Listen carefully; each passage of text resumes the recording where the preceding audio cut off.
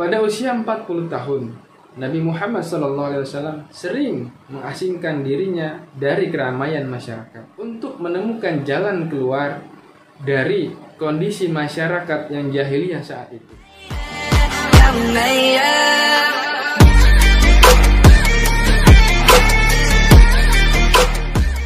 Bismillahirrahmanirrahim. Assalamualaikum warahmatullahi wabarakatuh.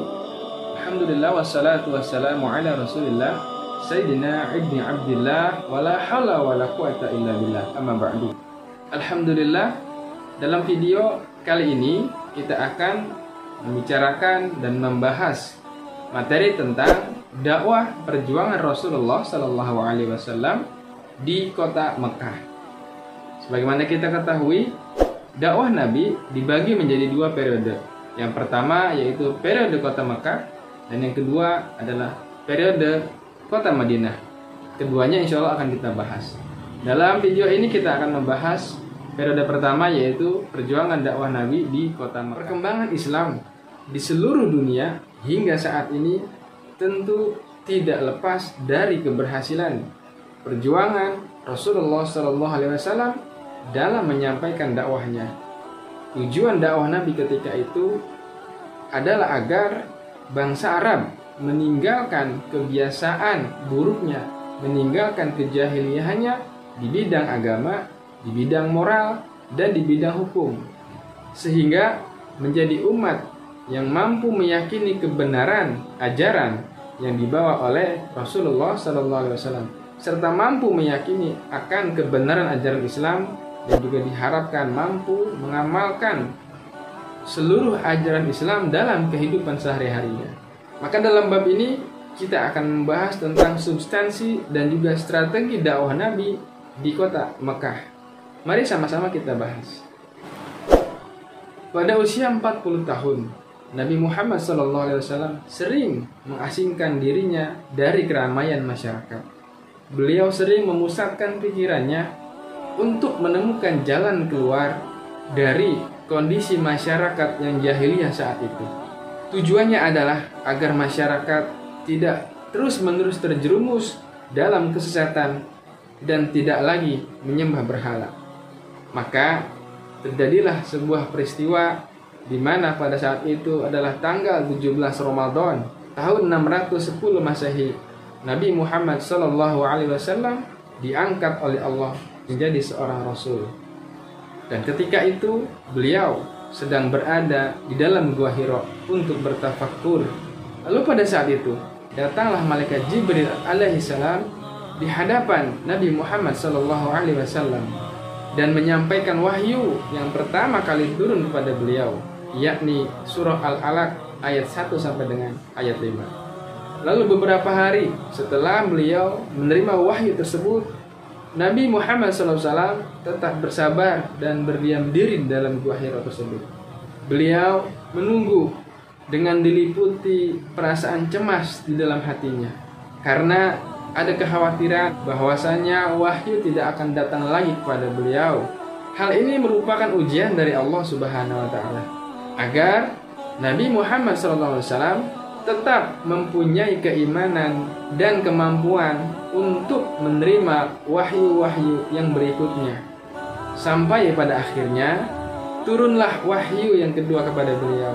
Wahyu yang turun yang kedua kali kepada beliau adalah surah Al-Mudaththir ayat 1 sampai dengan ayat 7 yang bunyinya, A'udzu billahi minasy syaithanir rajim. Bismillahirrahmanirrahim.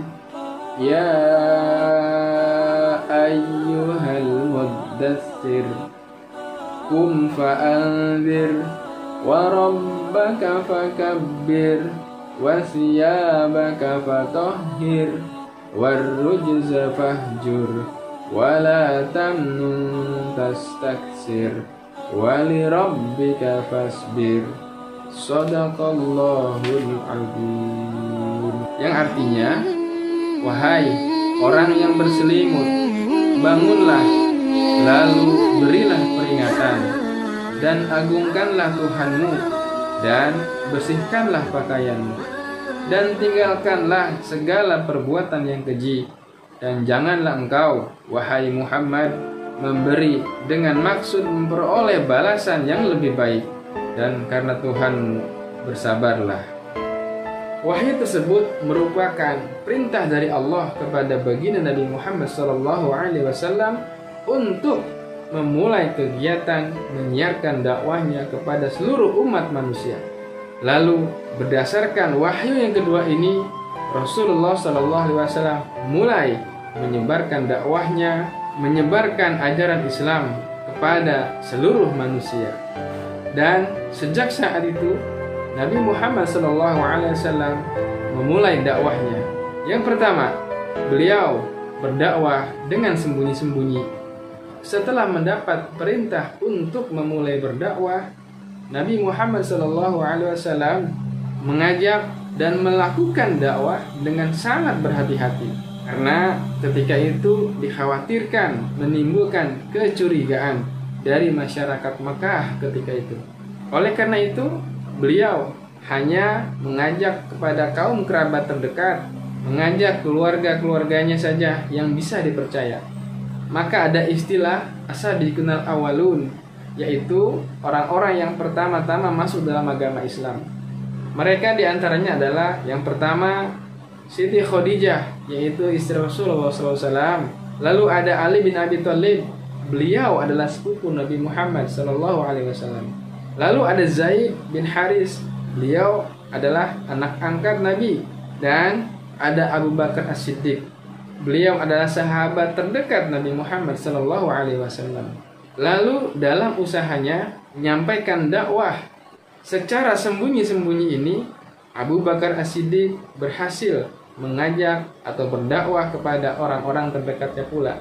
Antaranya adalah Utsman bin Affan, Abdurrahman bin Auf, Sa'ad bin Abi Waqqas, Zubair bin Awam, dan ada Thalha bin Ubaidillah.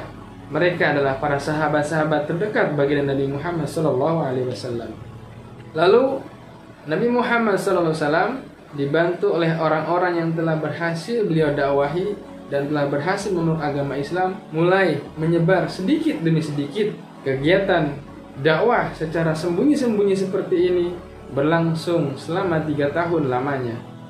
Selain kepada keluarga dekat, pada para sahabat-sahabat terdekat, baginda Nabi Muhammad SAW juga menyampaikan dakwah Islam kepada orang-orang yang mengenal beliau. Karena orang-orang yang telah mengenal beliau tentu tidak akan ragu sedikit pun tentang kejujuran yang disampaikan oleh Nabi Muhammad SAW. Karena itulah beliau, Nabi kita Muhammad SAW, dijuluki dengan nama Al-Amin, yaitu orang yang sangat dipercaya. Selama melakukan dakwah secara sembunyi-sembunyi ini, Nabi Muhammad SAW terus membimbing, memberikan pengajaran, mengenalkan Islam kepada seluruh pengikutnya ketika itu yang masih sedikit, di rumah salah seorang sahabatnya yang bernama sahabat Arqam bin Arqam. Kenapa dilakukan sembunyi-sembunyi? Karena ketika itu umat Islam masih sangat sedikit jumlahnya. Kemudian waktu terus berjalan, lalu turunlah ayat tentang perintah untuk baginda Nabi Muhammad SAW menyampaikan dakwahnya secara terang-terangan.